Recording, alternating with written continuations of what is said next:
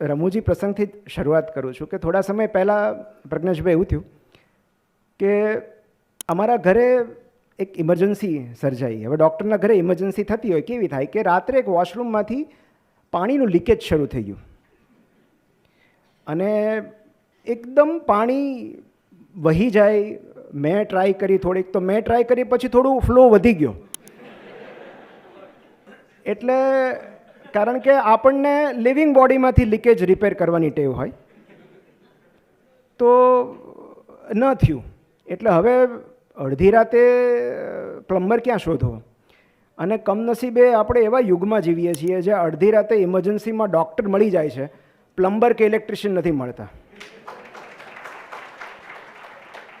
એટલે એક બે જણને ફોન કર્યા.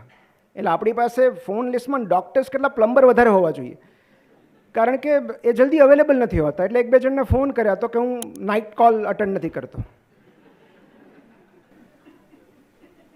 પછી ભાઈ બાપા કરીને માંડ એક પ્લમ્બર મળ્યો અને આવીને તરત એણે તો લીકેજ બંધ કરી દીધું તરત. અને પછી મેં તુષારભાઈ પૂછ્યું કે કેટલા આપવાના? મને કે બધું થઈને 5,000 આપી દો ને લમસમ. એટલે મેં કીધું 5,000 હોતા હશે? મેં કીધું હું યુરોલોજિસ્ટ છું, જીવતા શરીરમાંથી થતા પાણીના લીકેજ બંધ કરું છું, અને અડધી રાતે કોઈ આવી રીતે ઇમરજન્સી વિઝિટમાં મને બોલાવે ને તો મને આટલા તો નથી મળતા. એટલે બહુ પ્રામાણિકતાથી એણે કીધું મેં એટલે જ યુરોલોજી છોડી દીધું.